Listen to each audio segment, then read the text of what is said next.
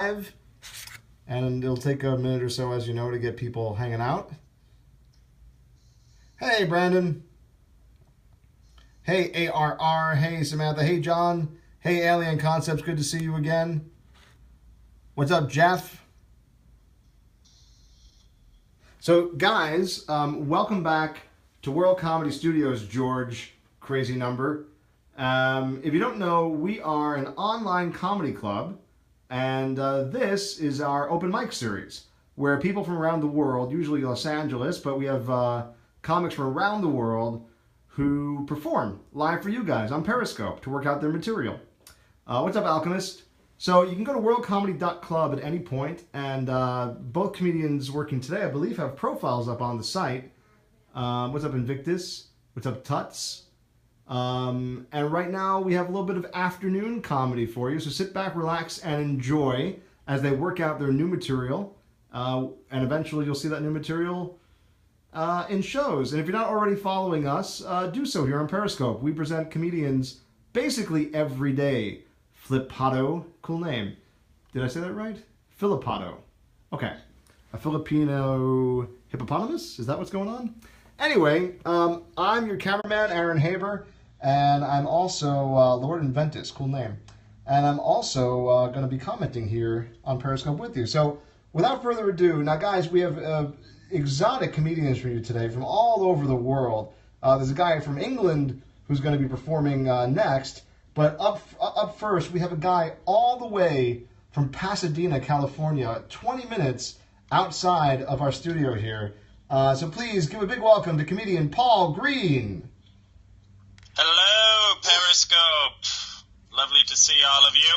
I just started writing some brand new material, so you guys are the first group ever to hear where I'm trying to go next, so let's get right to it. So this actually surprises a lot of people, but I'm extremely introverted, which is obviously why I chose to pursue comedy. But to understand an introvert, I want you guys to imagine that feeling you get right before you have to give a big speech. I feel that way every time I go outside, and every time my phone rings, and whenever I wake up, and every time I need to talk to somebody, or anytime I have to think about I pretty much feel that way all the time, like I'm just about to give a big speech. I am literally paranoid of every human interaction. I've even had, this a couple of weeks ago, a good friend of mine called me on the phone, and I'm sitting there looking at him like, oh man, I hope this goes well. What do they want? Why are they calling me? I feel that way all the time. And it doesn't help much. I actually work from home in my bedroom. I'm actually in my bedroom right now. This is also my home office. And I calculated I spend about 120 hours a week alone in my bedroom, and I still feel that that's not enough. I feel like I spend most of that time regretting the few hours a week I actually have to go outside. So it is kind of difficult to make friends because I don't ever like being in social situations. Whenever I do make a friend, though, they always want to break me out of it. They're like, Paul, you got to meet more people. They'll be like, hey, I've got a party. Why don't you come to a party? Then you can make more friends. To me, that's like talking to somebody who's afraid of sharks and being like, hey, why don't we go to South Africa and we'll drop you in the middle of Shark Alley. That way you can get over your fear of sharks by swimming with them. Doesn't really work for me. I hate being in public at all. Of course, it's like a huge challenge for me because I am a comedian, and they always say, like, if you want to make it in the entertainment business, they're like, well, you got to build your network. You got to meet as many people as you can. So I've pretty much decided I'm never going to be famous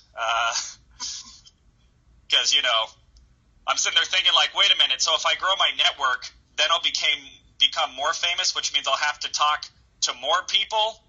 It's like, nah, I think I'll just do a Periscope broadcast from my bedroom. That That sounds good enough. Anyway, that's all new stuff. Still working it out. Periscope, if you have any positive feedback, I'd be open to it. Thank you for listening. Thank you, Aaron. Thank you, World Comedy Studios. All right, Paul Green, everybody. Paul Green. Cool. Now, guys, before we move on to our second comedian of the afternoon, and by the way, we're watching comedy at 3 o'clock in the freaking afternoon, guys. It's awesome. Thanks, Poop Smeller. Sorry I had to say your name. So, guys, we're at World Comedy Studios in Los Angeles, California. You can go on to worldcomedy.club and check out Paul's profile. It's on the it's under Support a Comedian page, but we're actually bringing the profiles up to the front page in the next week or so. That's going to be exciting. And while you're there, you can actually pay Paul or any of the comedians from World Comedy Studios if you if you want to. Oh yeah, Lord Invictus. Today was invented. Today was the first time he's ever done that material. This is how comedians work out their material. They write, and then they practice at the open mics, and then they figure out what they like, what they don't, and then when you see it for a show, they've worked out most of it. So you are getting a behind-the-scenes look at how comedy is made. Okay, now let's jump across the pond. It's actually an ocean. I don't know why people say it's a pond, but jump across the pond. We're going to Leeds. That's in the UK. It's about 3 or 4 hours outside of London. And next week, actually the end of this week, this young man, Andrew Tubman, is moving to London proper, guys. So I'll have to start saying London when he performs. So guys, how fucking cool is this? We're in Los Angeles, you're watching us online, and you're about to see Andrew perform live from the United Kingdom. So guys, please, a big internet welcome for Andrew Tubman. Hey guys, it's great to be here.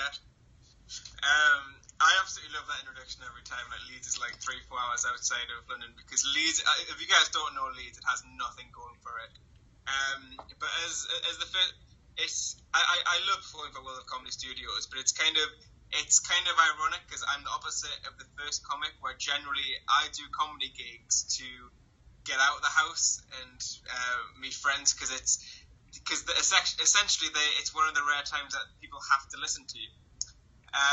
But yeah, and kind of workshopping material as well. Workshopping is great for this. Like I wrote a joke about 5 days ago. It's like a very kind of like one-liner, and I didn't realize how bad it was until I performed it at a gig, and it was something silly like, I'm starting to get more recognised now, and I have starting to get like a huge gay following, but it's fine. I've got a restraining order now. I'm safe. I didn't realize how bad that was until you actually test it out to a crowd. But I'll start my set. I'll start with the obvious. I'm single. I'm not really great when it comes to relationships. Like, the only time I've ever convinced someone of moving in with me is on Minecraft, and I'm not really sure why I'm single. A lot of people say it's because, well, whenever I use Tinder, I pretend that I'm in Minority Report, and I don't know. I think I'm still single because, well, my female friends tell me I'm still single is basically because I refer to a woman's private parts as a flesh purse, because you can store things in it and it's small and compact. Like, apparently women don't like that. I don't.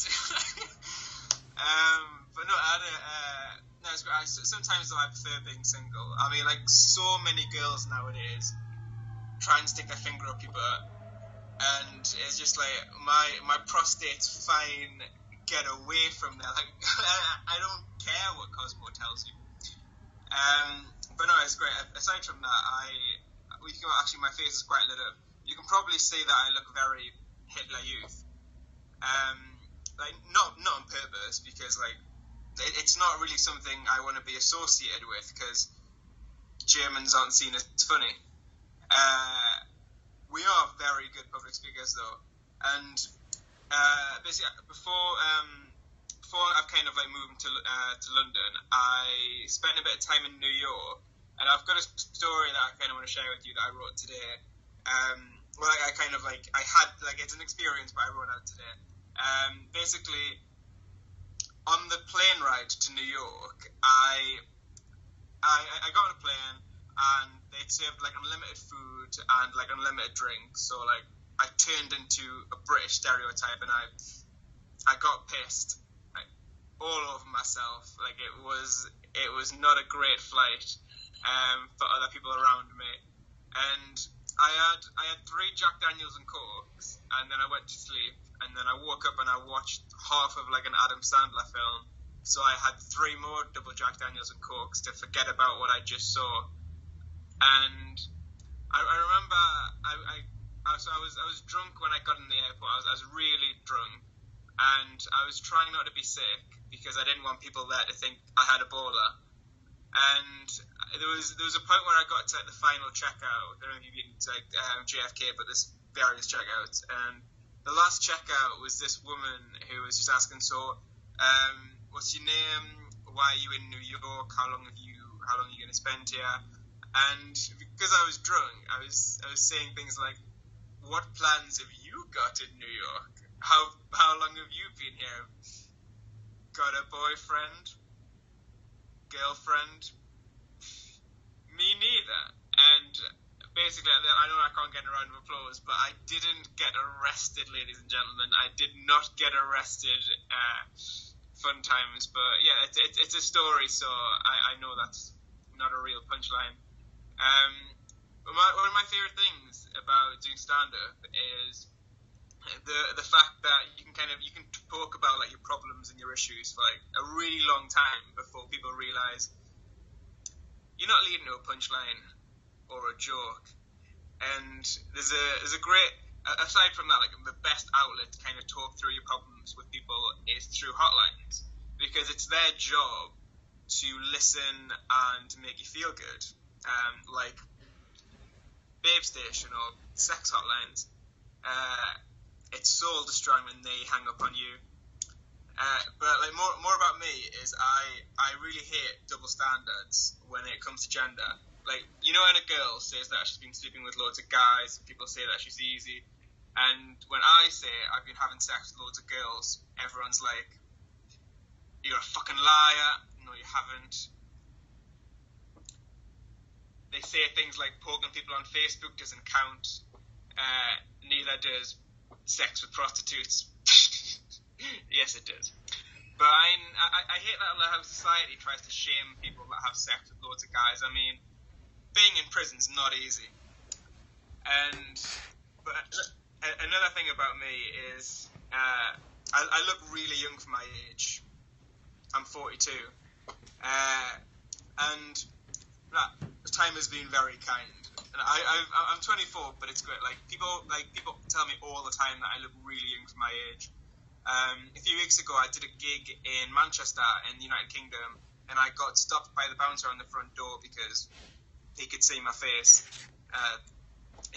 He was Jewish, and I told him that I was one of the comedians performing that night, and then I was like, oh, and I'm 24, and he said, oh yeah, now I see it, you are a comedian. And what made it worse was the fact that my parents were there in their uniforms. I'm still wondering if that's offensive or not. I haven't tested out to a real crowd. Aaron, how long have I got left? 30 seconds. 30 seconds. Okay, I'm trying to think of if I got a one-liner joke in my set. Yeah, I do. I'll finish with this. The first time I ever did sex to someone was a lot like the first time I ever performed at a gig. Like, I was nervous, I wasn't really sure what I was doing, I had to wait for the other guys there to finish. At the end, someone shouted out, "You're shit, get off." But I first did sex to someone when I was 18. It took me a while to save up. The poop shoot is expensive. But on that note, I'll leave you guys. My name's been Andrew Tupman, and I've been pretty bangable. Thanks very much. All right, Andrew Tupman, everybody. Yeah. Andrew, can I give you a piece of unsolicited advice? Yeah, sure. Okay, it's the same advice I keep giving you, and you're never going to change the joke. But I also think that you should. I also think you should change the new joke, where you say that you have a gay following and you have a restraining order. And the obvious thing is, you say you're safe. It's not really, to me, it's not really a punch because you've already said a restraining order, so we know what you're talking about. But I would flip it around and say they're safe. Oh yeah, okay. I don't know how much. I don't know if that joke's got legs. Like as a joke itself, like it was. I think I'm just referencing it that like it's a joke. I only did it once at a gig. I did like 4 days ago, and it did not work. Well, it didn't work because it's. I laughed when I thought of it, and then I did it on the joke, and I was like, oh, this is why we test things out to crowds and not like test these to like. Well, I think it's too obvious. Is what the issue is. It's not the topic. It's the punchline is too obvious. It's like you're telegraphing it kind of. You've got a restraining order. There's not really a joke in that because that's what most guys or people would think that a young guy would think.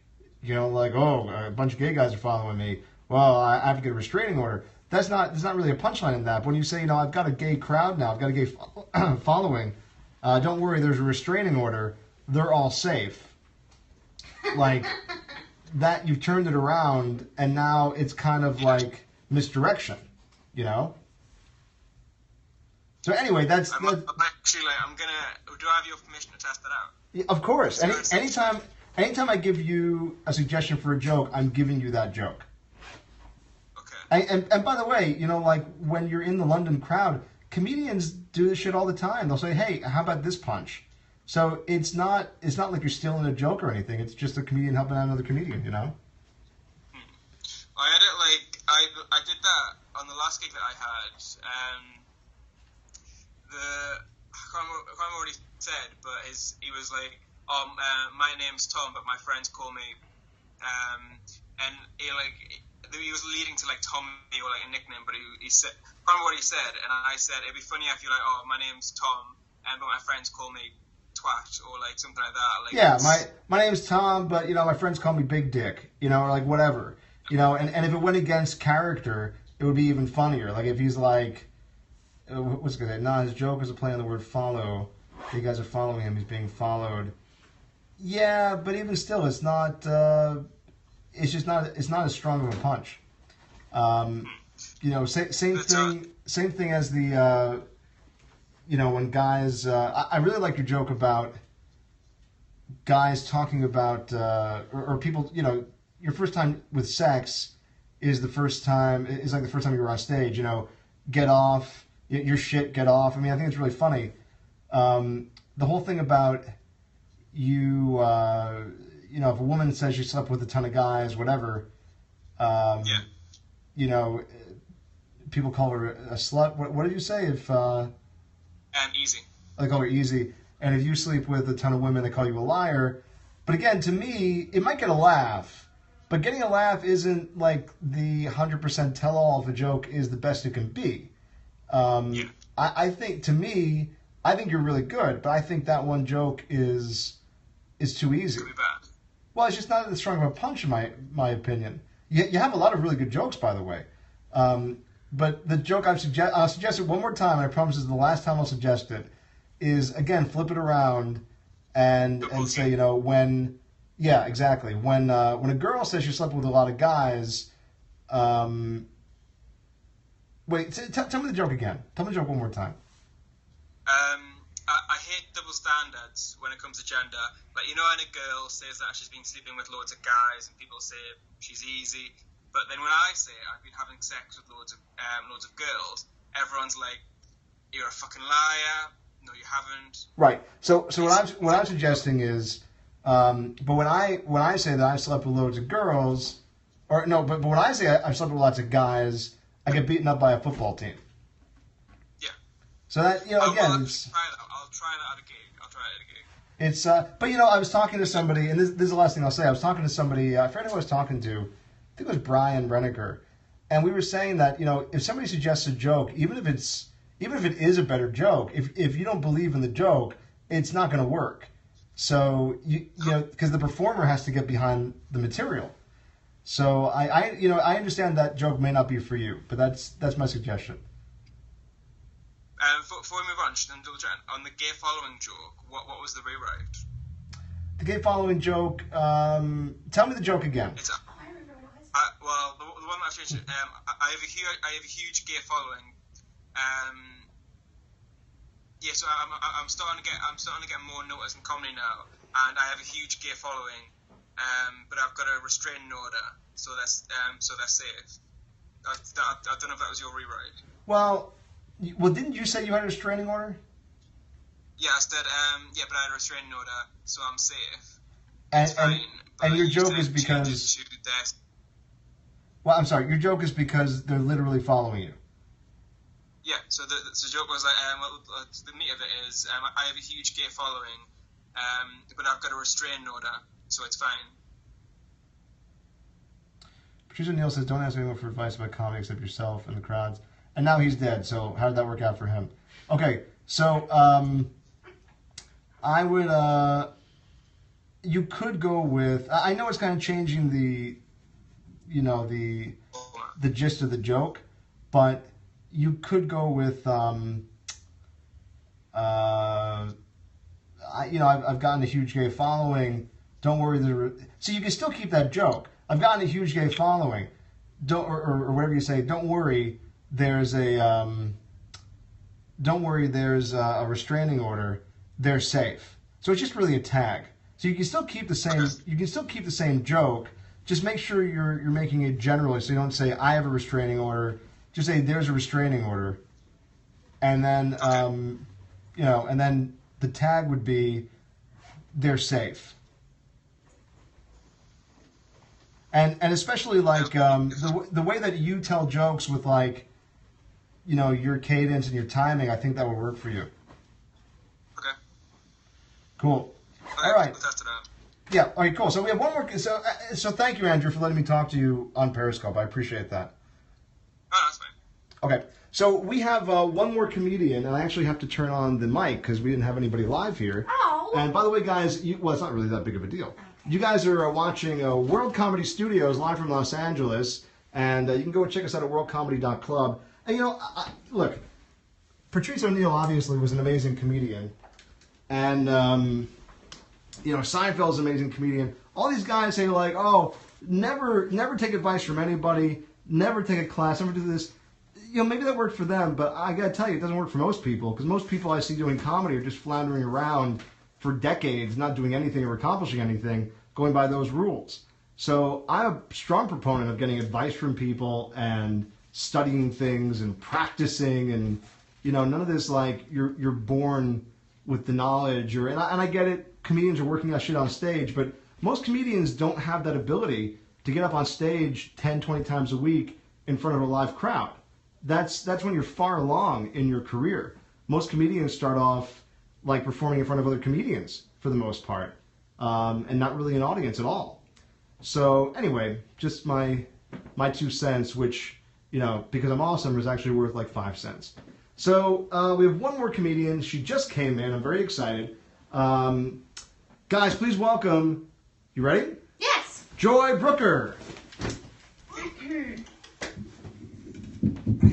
God. Wait, sorry. What's up? It's a little cold. I'll put it over here. There we go. That'll be out of the way. What's up, World Comedy Studios and Periscope and everyone on the internet who's paying attention to me? I really appreciate it. I just got back. I spent a week in Georgia for Christmas with my family.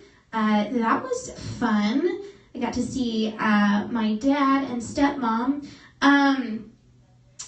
I was more excited about spending time with like my siblings and my cousins. I don't have like that great of a relationship with my dad and stepmom because my dad's a very interesting individual. He's kind of like the worst combination of things you can be in a person. He's a white Republican car salesman who loosely supports Donald Trump. So he views his children as like, very small business investments and not people. So anytime I do something good, you know, for my dad, it's kind of like his account grows and that he's invested well and he's done a good job. But anytime I disappoint him, I feel like my dad pictures himself as like Sonic the Hedgehog with just coins flying everywhere, losing money.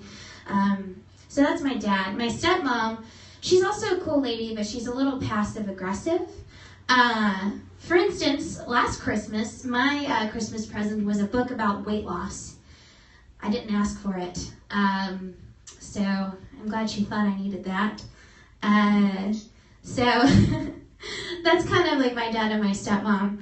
I also got to see my grandmother. She's a really cool lady. She always buys me clothes every single year. The thing is, she buys me clothes that are like 10 sizes too big for me. And when I was little, I thought it was because she's kind of like a modest, conservative woman and doesn't want my body to be like subjected to the objectifying male gaze, you know, because I'm hot. But now that I'm older, I realize she was actually protecting guys from having to look at me. Because underneath all this, my body type is like if Winnie the Pooh had a human sibling, and he was even worse when I was like 12. So thanks, Grandma, for that. I do love all my family members, though. I get to spend a lot of time with my little sister, who is in college right now. She's 20, so I hate her just a little bit because she thinks she knows everything. And she's kind of the thing about my sister, she's in a little bit of denial. She's kind of a wild horse. She really likes to party, but she talks to me about it like she's a good kid still. She's in a little bit of denial. Like, for example, this is a real conversation we had a couple weeks ago. She was like, Joy, you'll be so proud of me. I went to a party and I only had 2 glasses of Hunch Punch. Which I thought was a little weird because it's like, you know, moderately drinking a Jaeger bomb or only having 2 penises in your mouth at once. But that's a little bit about my family. Something I realized today, the amount of time I've been single is directly proportional to the length of the hair on my upper lip. So that's some information for you. And that's about all I have today. So thank you very much, Periscope, for listening to me and, you know, admiring my figure as I stand up here. Really appreciate it. All right. Awesome. Joy Brooker, everybody, ending a set awkwardly as she can. Good job. Okay, so everyone's clapping for you online. This coach is working on it. Cool, Jesse, you're not being very cool right now. Your name seems like a lie. Okay, so guys, you've been watching World Comedy Studios. You can go to worldcomedy.club, and up top you'll see a button that says support a comedian, and you can pay any of the comedians that you've seen. And actually, we're in the process of changing that. You can do it on the front page for some of the comedians now, but that's not up for everybody yet. So we're going to be taking a little break now. We'll be back later this evening with more comedy, and I'll probably sneak a Periscope in sometime soon. If you're not already following us, we do live stand-up comedy here every freaking day. So you should definitely follow along. I want to thank Joy Brooker. I want to thank Andrew Tubman, and I want to thank Paul Green. So guys, thank you very much, and we will see you guys soon. Bye-bye.